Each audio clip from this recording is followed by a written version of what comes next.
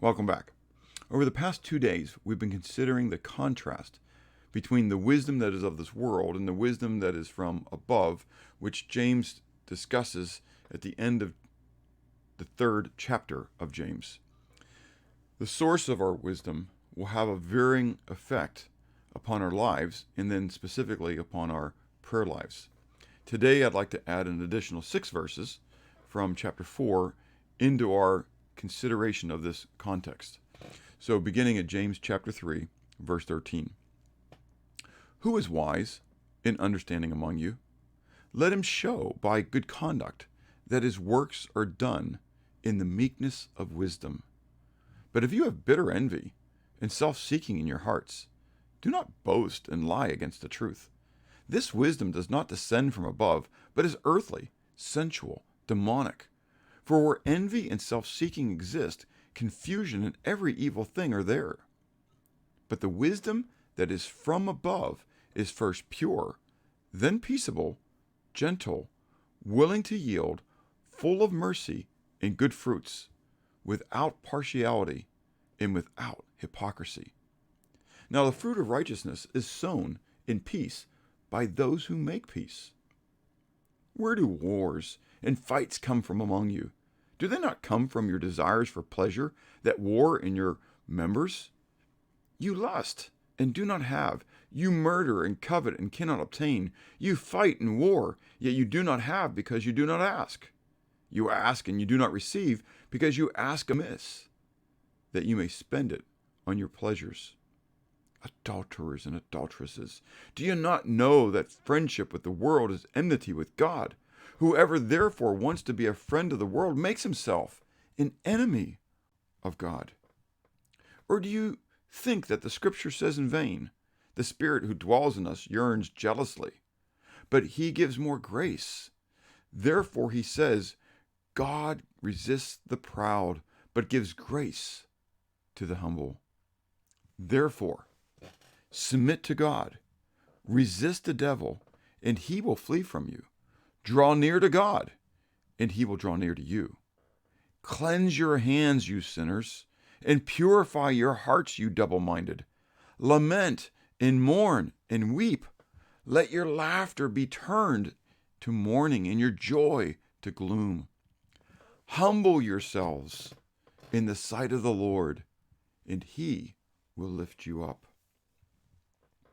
As a result of our understanding that we need to have wisdom which is from above and not that which is from this world, James gives 10 applicational commands or exhortations to us as believers. Submit to God, resist the devil, draw near to God, cleanse your hands, you sinners, purify your hearts, you double-minded, lament, mourn, weep, turn your laughter into mourning, humble yourselves in the sight of the Lord. Those 10 exhortations can then be broken into 2 major groupings. The first dealing with our need for submission. The second then dealing with our need for confession. For today, consider the exhortations which call us to submit. Submit to God. Resist the devil, because I'm submitting to God. Drawing near to God, again, wanting more of his will and his understanding. And then the final command, humble yourself in the sight of the Lord. Each one of those call upon our motives and our desires. What is it that you truly want the most? Do you want what pleases your flesh, or do you want what pleases God?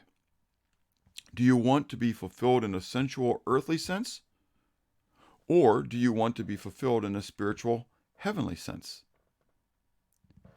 The next grouping of commands will follow on the heels of the decisions that you make regarding whether you want to submit to God. If you have not truly submitted to God, then my challenge to you is to do that today. Do you want the things of God more than the things of this earth? It's evidenced by the decisions that you make. It's evidenced in the things you ask God for.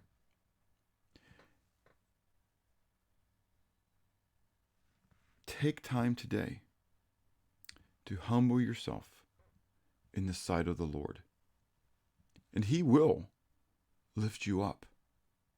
Take time to draw near to Him and not the things of this world. Don't just punch a ticket in this part of your relationship with the Father, but rather take time to earnestly desire intense, close fellowship with He who loves you more than you could ever love yourself. And then have a blessed day.